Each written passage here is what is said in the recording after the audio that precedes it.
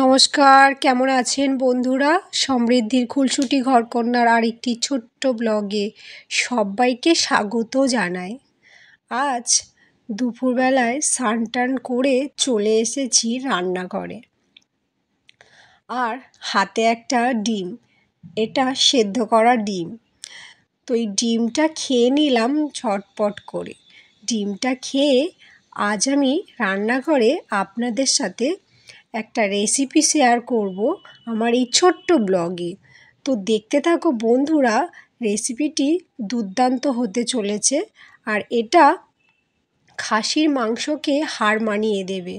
তো চলো বন্ধুরা, দেরি না করে ভিডিওটি অবশ্যই দেখতে থাকো।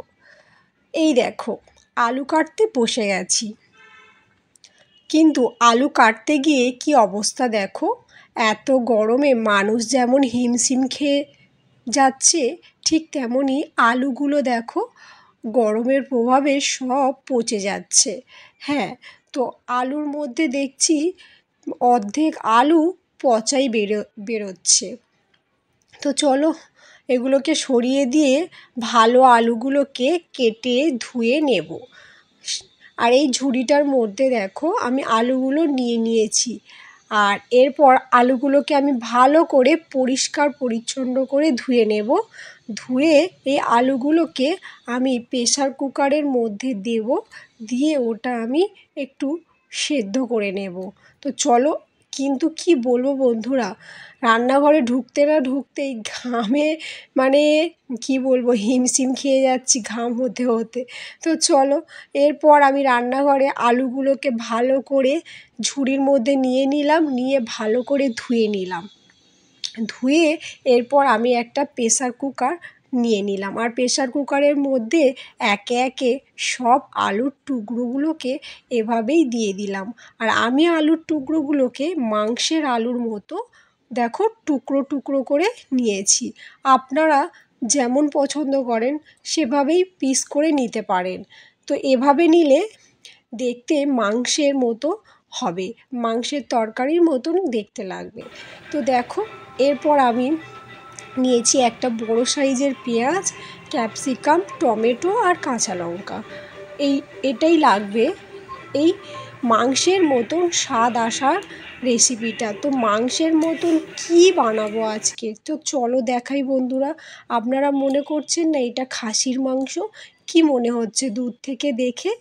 আমি তো নিজেই প্রথমে চিনতে পারিনি, তারপরে কাছে থেকে দেখলাম, দেখেই এটা কি বলো তো, হ্যাঁ বন্ধুরা অবশ্যই আমি জানাবো, এটা খাসির কোনো মাংসই নয়, এটা হচ্ছে মাছ। আর এটা হচ্ছে নদীর ট্যাংরা মাছ। হ্যাঁ, বড় মাছ পিস পিস করে কেটে নিয়ে এসেছে। আর সেই মাছটা আমি লবণ, হলুদ, লঙ্কা আর সাথে একটু সর্ষের তেল দিয়ে দিলাম। ভাবছো সর্ষের তেল কেন দিচ্ছি মাছের মধ্যে? হ্যাঁ, এই মাছগুলো না কড়াইয়ের মধ্যে দিলে মানে ভাজার সময় অসুবিধা হয়। তো এগুলো মানে ফট ফট করে ফেটে যায় আর চোখে মুখে তেল ঠিকরে আসে। সেই কারণে আমি যখন মাছগুলো মাখাচ্ছিলাম সেখানেই আমি একটু সরিষার তেল লাগিয়ে দিলাম, তাহলে মাছগুলো আর কড়াইয়ে ফাটবে না।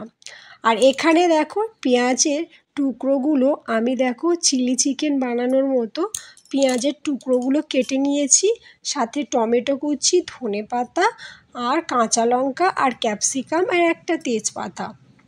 আর ওখানে আছে আদা রসুন একটু থেতো করা, একদম মানে পেস্ট না। আর ওইখানে দেখো মাছগুলোকে রেখেছিলাম আমি কড়াইয়ের মধ্যে দিয়ে দিয়েছি। আর দেখো একদমই কিন্তু কড়াইয়ের মধ্যে মাছগুলো আর ফাটছে না। কি সুন্দর ধিক ধিক করে মাছগুলোকে ভাজার চেষ্টা করব। আর মাছগুলো দেখো একদম ভাজা ভাজা করে নিয়েছি। আর সাথে আমি এই যে রেসিপিটি বানাবো, ওই যে ভাজা মাছের তেল আছে তার মধ্যে কালো জিরের ফোড়ন দিয়ে দিলাম, দিয়েই দেখো তেজপাতা দিয়ে দিয়েছি। আর তেজপাতার পরে আমি কুচানো যে টমেটো, পেঁয়াজ, ক্যাপসিকাম, ধনেপাতা আর একটা শুকনো লঙ্কা ছেড়ে দিয়েছি, দিয়ে না আমি ভালো করে কষাতে থাকছি। আর এই মাংসের তরকারিটাকে যদি আপনারা মাছ ভাবেন তো ভুল ভাববেন। তো এটা মাছ না মাংস কনফিউজ হয়ে যাচ্ছেন, আমিও হয়ে যাচ্ছিলাম যখন রান্না করছিলাম। তো ভাবলাম বন্ধুদের সাথে এটা শেয়ার করা যাক। তো এগুলোকে ভেজে নিয়েছি, দেখো একদম মাংসের পিসের মতন।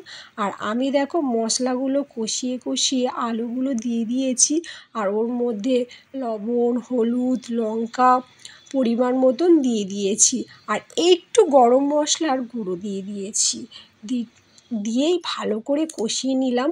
আর এরপরে দেখছো বন্ধুরা, টকবক টকবক করে মাংসের তরকারির মতন ফুটছে। হ্যাঁ, এটা মাংসকে হার মানিয়ে দেবে, আর বাচ্চা থেকে বড় সবাই চেটে পুচে খাবে। গরমে তো আমরা হালকা পাতলা ঝোল রোজই খাই, কিন্তু একদিন দেখো একদম মাংসের তরকারির মতো বানানো হয়েছে কি না, কি বলো বন্ধুরা? অবশ্যই কমেন্ট করে জানাবেন। তো এই শিমুল ট্যাংরা মাছটা আমি এভাবেই রান্না করি, আর খেতে খুব সুস্বাদু হয় বন্ধুরা, সেটাই আপনাদের সাথে শেয়ার করলাম। আপনারাও একবার ট্রাই করে দেখতে পারেন।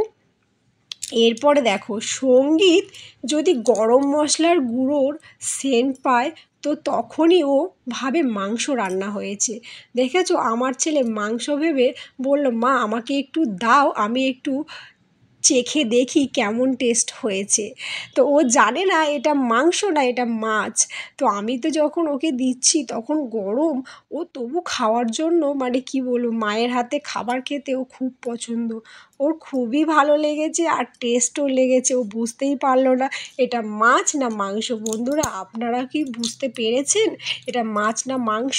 তো আপনারাও বাড়িতে এভাবেই নিয়ে আসবেন শিমুল ট্যাংরা মাছ, আর রান্না করে ফেলবেন, বাচ্চা বড় সবাই চেটেপুচে খেয়ে নেবে। তো আজকের মতো টাটা বন্ধুরা।